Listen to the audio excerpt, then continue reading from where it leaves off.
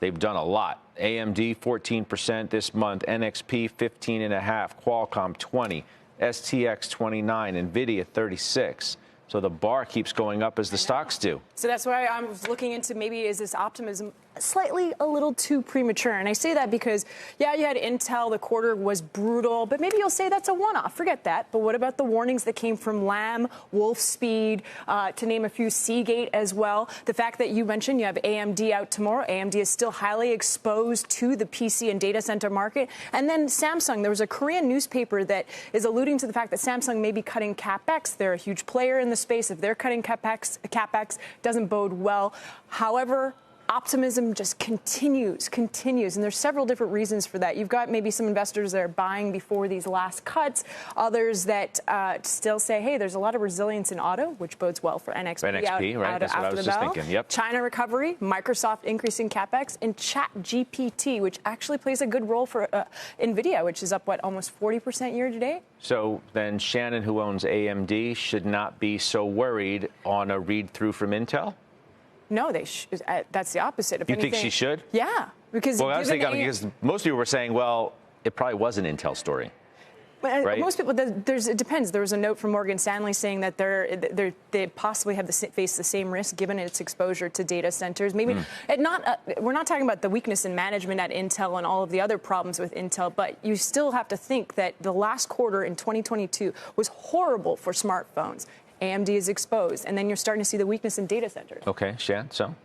Yeah, I mean, I actually think there is some concern in terms of overall demand in the report tomorrow. However, the thesis why we bought AMD last year was because we felt that they were going to be able to continue to capture share gains versus Intel. And so if our thesis plays out, the mismanagement, the execution issues that Intel continues to have really point to the fact that we've positioned appropriately, albeit perhaps a little bit early given the cyclical and inventory issues that we're having with AMD. But from our perspective, when we start to hit that ramp, they're going to have greater share as they come out of that. But then you're telling me that the market share that they may steal from Intel will offset any type of declines that you're seeing in other segments?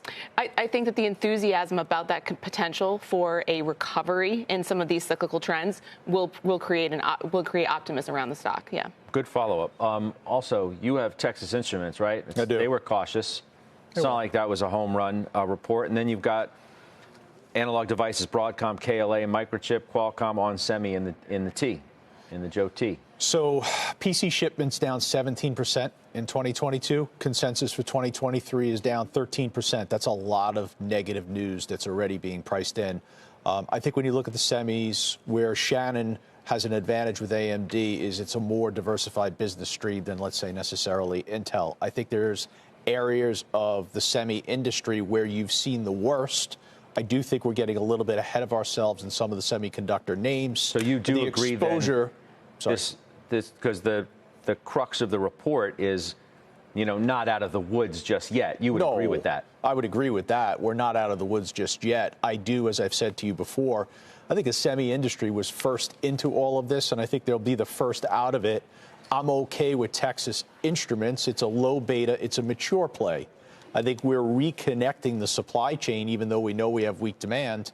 I think there are some names like Microchip, KLA, onsemi, which we own in Joe T, and Texas Instruments that can provide you exposure in a more mature way. NVIDIA is up 36%. That's yours. This month. Yeah. I mean, I think they got ahead of it last year a little bit. Not as much as Micron. AMD that's reporting did get ahead of it as well. Revenues are supposed to be $23 billion in 2022 compared to what were $26 billion. So if these companies get ahead of it, I think the focus is going to shift to 2024. I like the semiconductors as building a base and kind of showing us some good promise this year. Lam's note today, cutting capacity. I mean, this is going to flush out that supply-demand imbalance. And again, that just starts shifting the focus to 2024. And I think that these are going to be good value or prove to be good value at this area as we look in. So even up in this area, are you talking about after the runs that they've had in this area? No. Value? What's in what area?